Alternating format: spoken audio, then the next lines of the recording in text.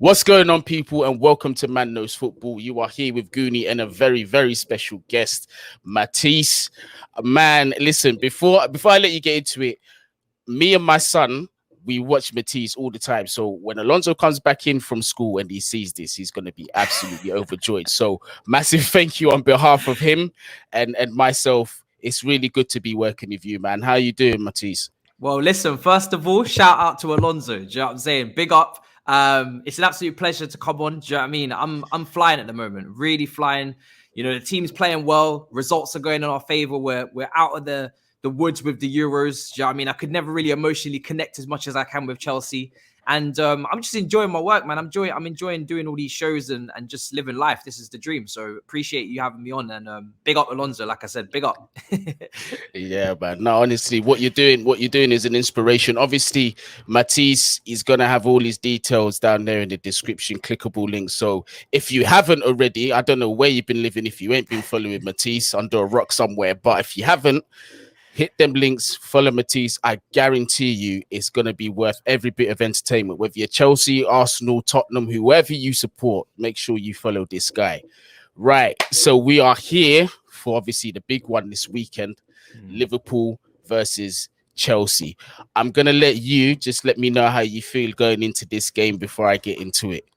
Bro, I think, listen, we got to pay our respects to Liverpool. Do you know what I mean? I think this is a different kettle of fish to what we just played at the weekend with Arsenal. We need to remember the circumstances of that Liverpool team last year. And I think this is shaping up for a great game. It's two very evenly matched teams. I know we got our win at Anfield. I think Werner had a great game that day without getting a GA on his shoulder, but he still managed to take advantage of the high line and running behind and things like that. But with Liverpool now, you know, all their players are back fit. You know, they've got that added motivation of maybe people counting them out in this title race or counting them out as a serious contender this year. And they're rejuvenated. And when they won the title before, they didn't have that Anfield atmosphere with them. So they're going to want to go for it again and get that bus, you know, that parade and get those moments in front of the fans and whatnot. So it's two extremely evenly matched teams going up against each other, man. And I'm buzzing because it's now Lukaku. Now you're going to be kicking it with the big boys. You had your little fun. I keep saying Mario from Madagascar and Holding and all these brothers. Do you know what I mean? I said it on my own show as well. I said, listen, Ben White was there licking lampposts to try and get away from that game. Do you know what I mean? Trying to catch that. It was Every a excuse. Every excuse under the book, bro. You know when you just don't want to go to school and you tell mum, yeah, listen, I got a tummy ache. I got this, that, and the third in the morning. coming out with the most stupid excuses you've ever seen. And last night you was doing cartwheels. Now you're not feeling well. Do you know what I mean? But listen, Ben White knew what time he was. He didn't want to really talk to Lukaku like that. So now Lukaku's got Van Dijk, and that's going to be a proper matchup. So I'm looking forward to it. No, 100%. And you know what? Yeah, this man has had a lot of criticism from our fan base and from everybody else outside, Timo Werner. But it's like you said in the previous game, he had his purpose, and I want to see him start this game because regardless of what anyone says, yes, his finishing is diabolical. It hasn't been on point at all. But every single other aspect in terms of his goal contribution, how he stretches defenses, and just his general positioning is just A1. And I reckon, obviously, they're saying that. Oh, no, that would be on the other side. I was going to say Robertson was going to be on the right and the other side, but I just, my head got mixed up. But either way, I really think that Trent, because I know he suffered last time against that pace of Timo Werner. And Liverpool, it seems, well, we know they like to play a high line. Can you see them going into the game doing the same thing again, or do you reckon they're going to be a little bit more cautious? Because I know Jurgen Klopp is just that rock and roll guy, bro. He just likes to do a do or die. Get me? Yeah. Do you know what it is, yeah? Is even if we didn't play Timo, you know Lukaku is brilliant in behind as well in transition. He's deceptively quick. He loves to take advantage of space in behind and running into the channels. He did so against Arsenal in that second half. He absolutely floored someone down that side as well. Yeah. So he's got the opportunity to take advantage as well if he plays. But Timo Werner kind of forces you to have to play a low block or at least a mid block. If you play a high line against Timo, you're just asking for problems because he is going to make those runs. He is going to make those runs down the channel. And even if he doesn't score, we saw it against Man City with Ziyech running into the box and scoring the goals. And Timo was running down the left, creating the opportunities. And he can cause so many issues down that left-hand side, even without the finishing touch. So, you know, Liverpool, you know, we should be one of those teams that they have to alter their game to a little bit. You know, we're good enough. We're good enough to be in that conversation like a Man City where you have to change up your game. If you want to go with your same style, go ahead. But then I'm expecting Chelsea to take advantage. You know, when we're coming up against a high line, got more than enough pace in behind to take advantage of that. So I'm expecting Liverpool to wisen up a little bit. Like you said, that game at Anfield last time, we won, you know, Mason Mount as well down that left-hand side. That's where he got his goal from. Trent defensively was a shocker.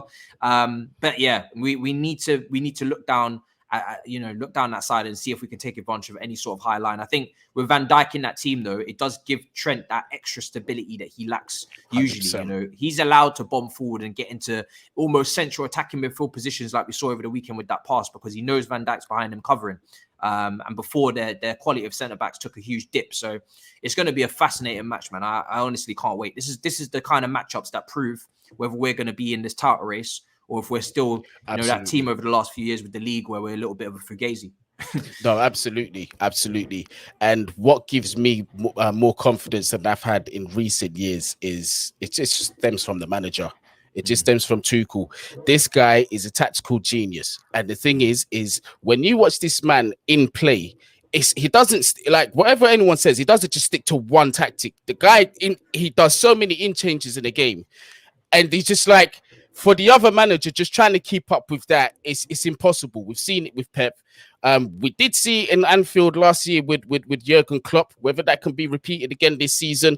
Look, I look at it this way. Liverpool, they haven't really strengthened their team as much as they should.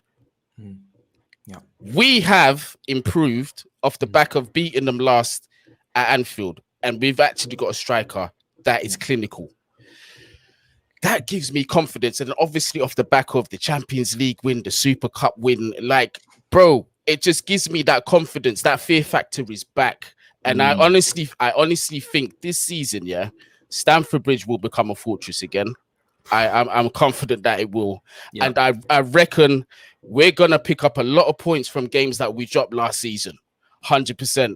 We are going to be challenging for the title this year. But listen, I'm getting a bit excited. We are here about the Liverpool. I love it, though. I love it. It's been a long time. It's been years since we've been challenging, bro. Since Conte. Since the Conte season. We've been that team that would be knocking about fourth, scraping it on the last day. Last season was even worse. We didn't even do it ourselves. We didn't even take control of the situation. We lost, and we needed Gareth Bale to get out his golfing clubs and start doing the business for us. We were out here suffering against Villa. Do you know what I mean? Getting strangled up at Villa Park. So we need to be taking control of situations a lot more. And with that finishing touch, like you said, at Lukaku, man, it just changes the whole game, changes the whole team. Look at the game against Arsenal. I know it's only Arsenal. We have to, we have to temper it down a little bit. I saw Troops and Zah and them, man, all kicking off. It was beautiful.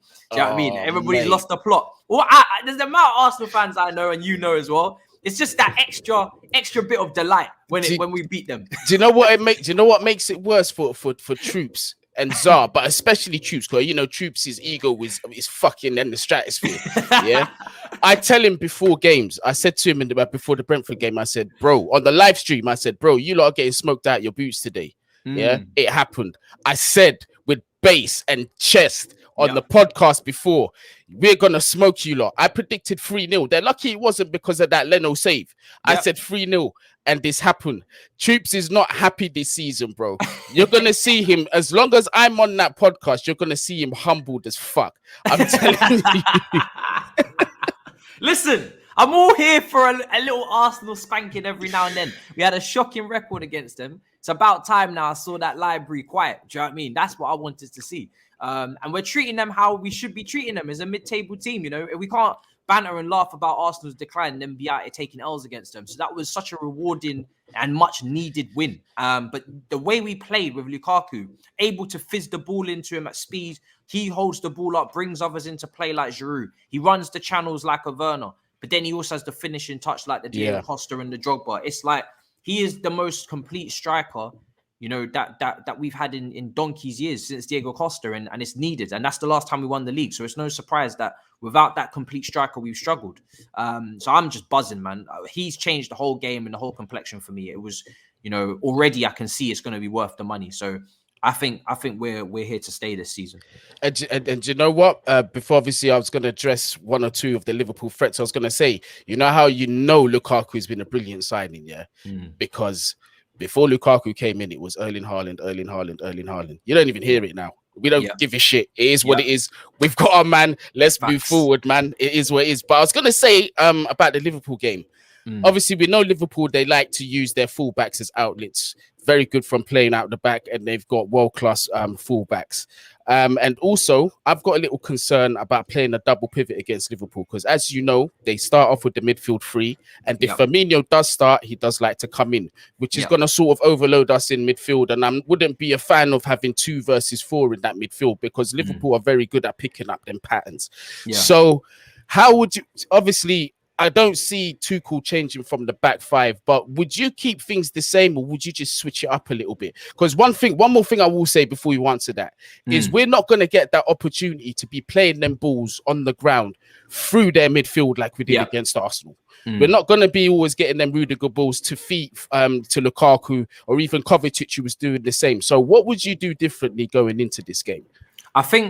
I mean, this is the formation that I'm really, really loving right now. I wouldn't change it because I think, you know, there's a great chemistry and understanding of everybody's jobs and roles in this formation. Yeah. And defensively, we're so solid in this formation. I don't know what all these centre backs look like when they move back to a back 4, especially with their front 3, Jota, you know, Salah, Mane. We need to have our best defensive structure 100%. Mason Mount is the key, because whenever we feel like we're going to be outnumbered in midfield, that's where this brother comes in because he slots into that midfield and he makes it a free. Remember the Real Madrid game? We was coming up against Casemiro, Kroos, Modric, and we thought, okay, maybe we could get passed off the pitch here. We've only got 2, you know, but you throw in Kante, that's an extra man anyway because the brother's got so much energy. Pair him up with Jorginho again, and you throw Mason in there, and that's a 3v3. And then you go with the front 2 of Timo Werner and Lukaku if you want that pace in behind. We know Lukaku can drop deep and do some of that build up as well, so you're not killing that link to the attack. Mason Mount will obviously push forward as well, but when you need him defensively, he will slot in that 3 and he'll make up the numbers off the ball. And Werner will obviously take advantage of the space out wide. This is where having a big squad is great. People will say, where's Kai? He had a good game against Arsenal. Well, listen, that's the art of rotation. Do you know what I'm saying? That's the art. Now, if he plays, it's brilliant. If he doesn't, we have Werner, and we know Werner's got that extra threat at Anfield that he showed last season. I think Chilwell could potentially even come back into this as well, into the mix, even though Alonso had a really good game as well. I think Alonso started the season brilliantly, but with Salah's pace, I'm not one of them brothers that will be looking for any transitions from Alonso with them runs. I need the quickest guy out there. And it's always good to keep Alonso on his toes because, you know, he's not consistent. He's got these moments where he's brilliant and he starts the season great. I remember when he started under Sarri, he was called the best left back in Europe, but he always tails off. He always throws in a clanger. So to keep him motivated, keep him on his toes, take him out, put him back in. You know what I mean? And tactically, I think Chilwell just with that pace is needed. So I think our team is definitely set up in this formation, ready to go. It's just about Mason Mount's role being a bit more defensive and slotting into that midfield a bit more, I think. And you know, you said a lot of things there that were bang on. And one player in particular I want to point out is Mason Mount, because up until this point, I don't really understand how you still have to convince people that this is a quality player, because everything that you said, right, and this is the issue with it, everything that you said is always stuff that's overlooked. It's the stuff that nobody really sees on the field, because everyone wants to see the glitz and glamour, the assists, the goals, the flair and all this and that. But it's sort of similar to that Busquets situation where he does that work that nobody wants to really do, but he does it well. And that's key. And people don't understand. And I'm trying to explain, it's like Mason Mount was a key for him, and Timo Werner were key to us winning the Champions League last season. It's just that systematically, this is what I say about players. Systems, and if you've got a right manager who absolutely knows how to utilize your strengths, you're always going to look good. And Mace understands his role completely, and it's within him. You can see that it's in his nature to give 100% for team. He's an academy born and bred player. That's the philosophy that he's been brought up with. Another thing I was going to say, Timo Werner and Lukaku as a front 2. Now, I bring that up because obviously different leagues. I don't like to compare the Bundesliga and the Premier League. I reckon it's a bit of a fallacy because of the golfing quality and the style of football that they play. They're allowed a lot of time on the ball in comparison to the Prem. But a lot of people have been saying that we might see the best out of Timo in the front too, because he works well with was it Poulsen? Poulsen at Leipzig, he's at Leipzig, and Lukaku can do the job and more than Poulsen. Yeah, so 100%. It could be his season. I mean, for me, it's kind of like if he doesn't really improve on the goal scoring front, it might be. I wouldn't mind seeing him being sold for a decent profit, possibly the next summer, because I feel this year is really his last chance. Last year you had your blight. Yep, change of manager. Yep, it's your first season. Yep, your confidence was knocked back. Now you've got the tools to succeed. What do you reckon? I think, look, with this partnership, it's born and bred ready for him. You know, he's got someone that's a target man with experience next to him, as a goal threat he can take. Lukaku is someone that's going to attract other people to him. Do you know what I mean? With that strength and the way that he's able to turn players and the different threats that he poses in the air, with his pace, with his hold up, he's going to attract people to him. So that's going to in turn give Timo more space. So the partnership is there, ready to flourish. And then on top of that, you got the fact that Lukaku is better in the right channel, cuts in on his left. Timo's better in the left channel, cuts in on his right. So the template and the formula is ready made. But one thing that is not going to change unless he changes it himself is the finishing. Lukaku cannot, transform into Timo Werner's body and show him how to shoot. That is something that he has got to do himself. He's got to be better with his finishing. And he still did get a lot of chances last season, even maybe without that perfect strike partner, and he didn't take those chances. So like you said, that's on him now. He's got to start finishing his dinner. Do you know what I mean? I've likened it very before to many American films where they, the grandma or the mother prepares a brilliant spread in the morning. There's fruit, there's bacon, there's pancakes, there's syrup, there's the whole lot. And the kid's late for school and he just takes a grape and runs for the school bus. I hate it when that happens in these films. That's what Timo Werner does. He just grabs the grape and he just keeps it moving.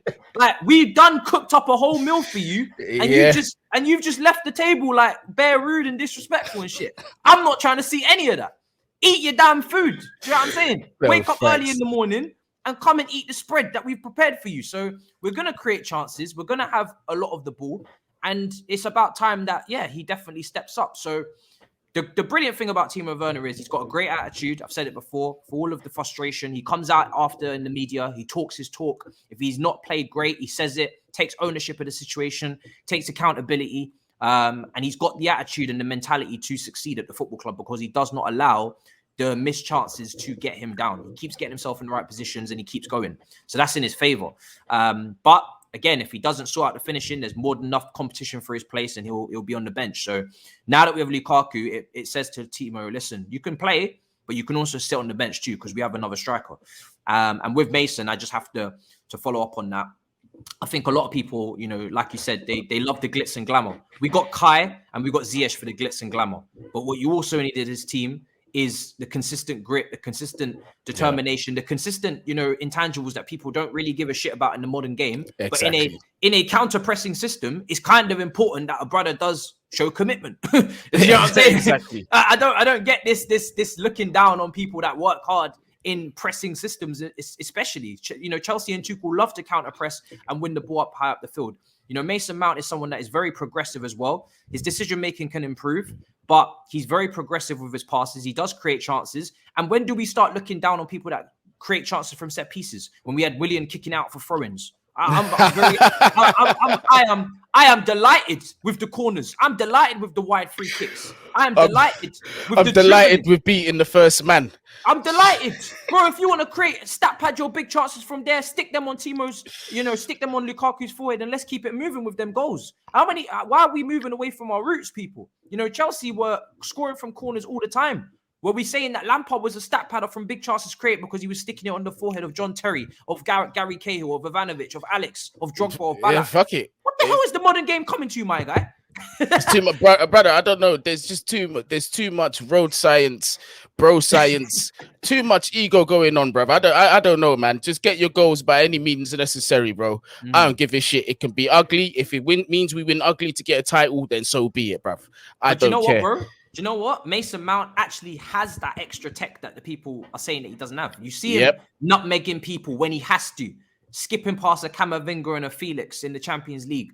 When he gets into those wide positions on the edge of the box, you see him cutting up, man. He did it against Arsenal. So he's got a little something to his game. It's He's just a not. saucy brother, trust me. He's saucy, yeah. He can be saucy. It's just not something that he's trying to force. And that's what I love about him. I think, do you know what as well? I think like for a young age, it just shows he understands the balance too, because there's also the thought process as well, knowing when to do it and when not to do it. And that shows maturity, because you've got players that overdo it. As much as I love Pogba, I fucking love that guy. He's a brilliant midfielder. To this day, you still see him overdo it sometimes. He'll skill up the first man and he'll bun him. And then he'll find the second one and he'll just do some kind of stupidness when he could have played the man through. You see what I'm saying? But obviously, I'm not comparing the two. Pogba, yeah, he is what he is. But I'm just trying to show that at that young age, Mason Mount does have that maturity, and I'm more than happy to have him at Chelsea. We're blessed to have him there. Yeah. So, speaking about our players, how would you line up against Liverpool this weekend? I think for me, the back three is and the goalkeeper is key to keep the same. I think Christensen's been brilliant. I think he's matured as a man physically and mentally over the last year. He's been incredible. You only have to look at that Denmark team and what they had to suffer at the start of the tournament. Mentally must have been so taxing for every player. But Christensen, Schmeichel, a few others, they really stood up to the test even more. Absolutely. They led that team. Christensen looks like he's turned from a boy into the man. It's not so long ago I was worried about, is he going to get upset stomach? Are we going to have to give him some cowpole before the game? And now this brother is looking like he's on a different type of drug. You know what I'm saying? But I'll keep it PG. So, do you know what I mean? Like he's on another level right now, and he is the guy to succeed Thiago Silva. Hopefully, the season after this, and for that, he needs to be trusted a little bit more with that game time. And there's going to be that rotation. Thiago's getting on. Thiago reminds me of Terry when we won the title under Conte. Not always featuring, but he's good for it when you need him, and you've got him in the background doing a great job as well. With the leadership. So I'm more than happy to see Christensen a little bit more in this team and start to take that responsibility of leading that defense more often. So I want to see him. I think Trevor Chalobah really did great in the opening 2 games, but maybe Liverpool is a little bit of a sticky one to throw him into. This is a guy that we thought was going out on loan, and suddenly now he's part of the first team. And even still, we need to be careful with him. Do you know what I mean? Let's look after him. We don't need to rush him in. We're the European champions. We have the best defense in Europe at the moment, so we don't have to rush him in. We're blessed to be in that position, and I think he's got the experience at 22 after playing in top 5 leagues. But I would still go Aspilicueta with Mane and Salah and Jota. Like that's one of the most difficult front threes you're coming up against in Europe, let alone the Prem. We've got many games we can throw Trevor into to build up his confidence more and keep using him. But against Liverpool, it's back. It's fighting time. Do you know what I mean? And Rudiger as well. No better soldier. Yeah. So that's my back three. I think the wing backs, I like Reece James. Let's keep him. Let's keep him doing his thing. Hudson-Odoi can keep fighting for that spot as well. But I think Reece James is the perfect balance between defense and attacking a game like this. Stick it on Robertson if he's playing, and at the same time can defend really well on Mane and double up if need be. And he's a great deliverer of the ball. So let's get him in. And on the left hand side, I go Chilwell, Jorginho, and Kante in the middle. That pivot from the Champions League. Kante, that extra energy against that Liverpool midfield is going to be needed. And then Mount slotting in just ahead of them to make that 3. And then the front 2, I am going definitely towards Werner with Lukaku. I want to see that pace. I want to see Liverpool, if they see Werner on the pitch, maybe they have to change their game and say, all right, we'll go low block now. And immediately now we've already put Liverpool off. Yeah. Then they've got pace up front as well. So maybe that could suit them. Yeah, they can hit us on the count. Obviously, with Mo Salah, Sane, flipping rapid, them two. Yeah. And we know how clinical, especially more so Salah is as well. So we got to be careful with that. But if we do, I think if we do pin them back, I think they're done for, because Trent, we already know defensively he's decent. I won't say he's terrible. Yeah, but he will suffer against us. And even Robertson is a lot more solid, but him defending for 90 minutes or majority of the game, he's gonna crack. You see what I'm saying? The only really reliable piece in that puzzle was Van Dijk for them, and Fabinho as well. Fabinho's going to be absolutely key for them. That's another good player. So yeah, that. Do you know what? I can't argue with that formation. I'm adamant that Alonso doesn't start this game as good as he's been, based on the same principle as you. Chilwell's a lot quicker. He's going to be able to track back. I think positioning wise as well, he's a little bit more disciplined than Marcos Alonso. So it just gives us that more assurance. Ziyech, as good as he was pre-season, and obviously unfortunate to get that injury. I just think from a tactical perspective, I would go with Lukaku and Werner as the forwards, and obviously Mason Mount. It's like I explained earlier, there needs to be support in that pivot. So 100%. Before I let you go, score prediction, or do you not like to give those? No, we'll do it. We'll do it. No, 100%. It's a madness, you know, because this is obviously the first time I've been asked that. So let me deep it. I think a 2-1 win is I have to go for a Chelsea win. Like when we're playing like this, I'm usually confident anyway, but when we're playing like this, there's no reason not to back my team. Do you know what I mean? Liverpool, like I said, are a top team. It's going to be a problem, and I wouldn't be surprised if this is a draw.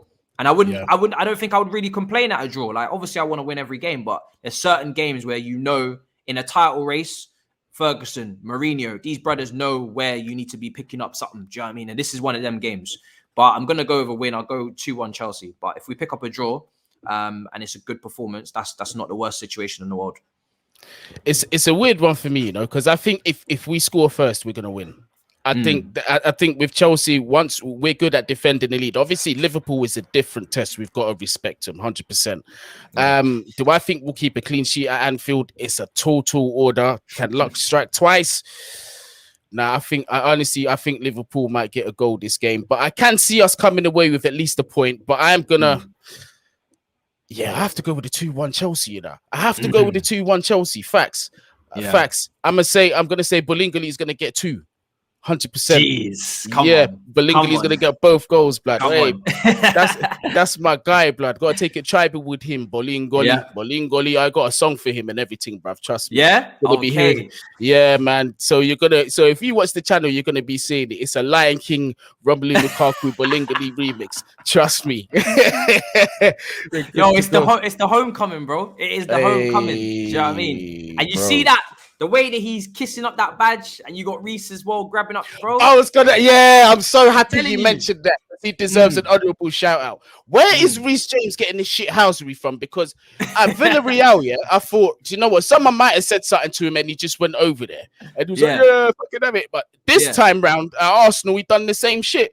And I love him, man. I love him. Do you know what? Yeah, he's one of them guys, that are like, he's quiet in it, but don't piss him off, innit? Because he's got something about him. Like, he's a devilish youth, you know? Like, he's very quiet, he's very calm. But when you look into his eyes, you can see the devil. And it's you can see it. Yeah. There's something going on there that's not right. The maths is not mathing, but I like it. There's something crazy in there. And it's good to be on art. It reminds me of Ivanovic. Ivanovic was a little bit more out there with his madness. But, like, you know them brothers that are just, like, you wouldn't want to be in an alley with them. Like, your Ivanovics, your Reeses, like, you can see they're built differently. I remember when we played Leeds at home and Bamford got absolutely rocked around by Reece the whole game.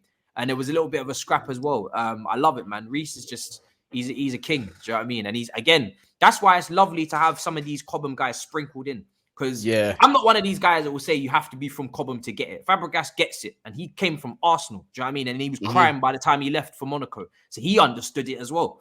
But it's nice to have that extra little 1-2% of that Cobham in you when you come. Like, you see Trevor on the opening day, he's there crying on the pitch, like falls to his knees. That is, you can't buy that. It's beautiful. Yeah, you can't. You can't. By definition, you cannot buy that emotion. That's not, I love my knee slides, but that you can't create that. That's something that just happens. It was a genuine moment. He couldn't believe what had just happened, man. And that's a moment that's always gonna stay with me, man. So shout out Trevor Chalobah. But Marv, thank you very much for joining the channel, man. Honestly, it was a pleasure having you on, and I hope this ain't the last time, man. Hopefully I'll see you back. Yeah, hopefully I'll see you back soon here on the channel. Before you go, make sure you like, share, subscribe, all of that good stuff. And also Matisse's details are down there in the description. Matisse, send me all your details on Twitter so I can have it ready for when I upload it, man. But thanks again for joining in, man. Thanks to everybody else for tuning in. Bless up.